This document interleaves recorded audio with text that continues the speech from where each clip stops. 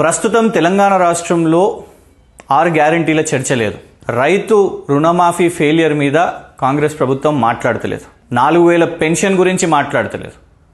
కానీ ప్రస్తుత hot topic Hydraa, కూల్చివేతలు, FTL, మరీ ముఖ్యంగా ఇవన్నీ కాకుండా మూసీ నది ప్రక్షాళన. ఈ మూసీ నది ప్రక్షాళన అని కాంగ్రెస్ ప్రభుత్వం ప్రెస్టీజియస్గా తీసుకొని 16,000 ఇళ్లను ఇయర్ మార్క్ చేసి వాటిని కూల్చివేయబోతుందని మార్కింగ్లు కూడా చేపడుతున్నది. వీళ్లను అక్కడికెళ్ళి తరలించడానికి గత కేసీఆర్ గారి ప్రభుత్వం నిర్మించిన డబుల్ బెడ్రూమ్లను కూడా ఐడెంటిఫై చేసి ఇక్కడ కూల్చివేసే ఇళ్ల వాళ్ళందరినీ కూడా అక్కడికి తరలిస్తారని ప్రకటించారు.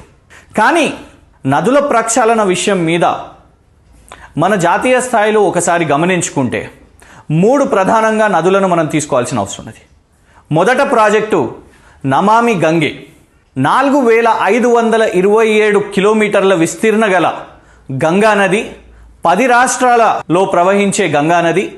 దానికోసం తీసుకున్న ప్రాజెక్టులో కేంద్ర ప్రభుత్వం నమామి గంగే అనే కార్యక్రమంలో ఘాట్ల సుందరీకరణ, సీవరేజ్ ట్రీట్మెంట్ ప్లాంట్స్ నిర్మాణం, శ్మశాన వాటికల నిర్మాణం, 4,500 గ్రామాలు గంగానది ఒడ్డున టాయిలెట్స్ నిర్మాణం, ఇలాంటి ఎన్నో కార్యక్రమాల కోసం 2014 నుంచి 21 వరకు 20,000 కోట్లు, 2021 నుంచి 26 వరకు 25,000 కోట్లు కేటాయించడం జరిగింది. సాబర్మతి నది ప్రక్షాళన, దీనికోసం 7,050 కోట్లు.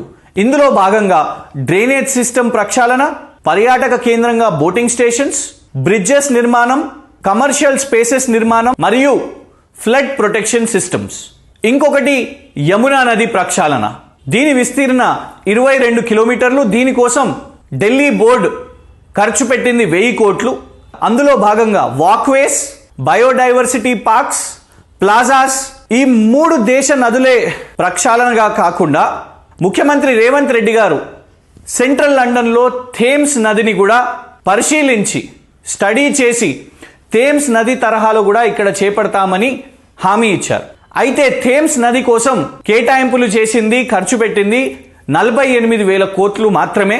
దీని విస్తీర్ణ 346 కిలోమీటర్లు అయితే ప్రధానంగా సెంట్రల్ లండన్లో 32 కిలోమీటర్స్ డెవలప్మెంట్ చేయడం జరిగింది. ఇందులో భాగంగా అక్కడి ప్రభుత్వం ఫోకస్ చేసింది చారిత్రాత్మక కట్టడాలు, దాని సిగ్నిఫికెన్స్ని పెంచడానికి మరియు పర్యాటక కేంద్రంగా మార్చడానికి, ఇంకోటి డ్రైనేజ్ సిస్టమ్ రీడెవలప్ చేయడానికి, అంతేకాకుండా సూవర్ సిస్టమ్, టైడ్ వే, టనల్ నిర్మించడానికి థేమ్స్ లాంటి లండన్లో కూడా 48,000 కోట్లు ఖర్చు పెట్టింది. కానీ మూసీ నది ప్రక్షాళన కోసం రేవంత్ రెడ్డి గారి ప్రభుత్వం 150,000 కోట్లు ప్రకటించింది. మూసీ పరివాహక అభివృద్ధి కోసం 5 ఏళ్లలో 150,000 కోట్ల రూపాయలతోని ప్రణాళికలు సిద్ధం చేసి తొందరలోనే పనులు ప్రారంభించబోతున్నామని చెప్పి మీ అందరి సమక్షంలో ఇవాళ మనం ప్రకటించుకుంటున్నాం. ఈ 150,000 కోట్లు దేనికోసం ఖర్చు పెడుతుంది? రీహాబిలిటేషన్ కోసమా?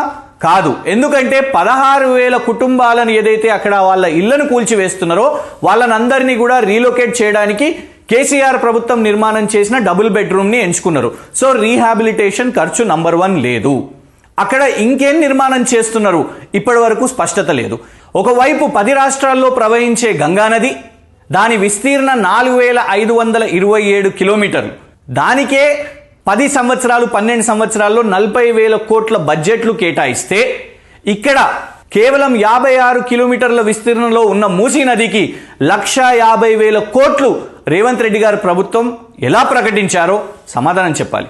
ఇంకొక ప్రధాన అంశం, ఇవాళటి వరకు రేవంత్ రెడ్డి గారి ప్రభుత్వం అసలు ఏ కంపెనీకి దీన్ని కట్టబెడుతున్నదో ఈ రీడెవలప్మెంట్ ప్రోగ్రామ్ అనేది స్పష్టత ఇవ్వలేదు.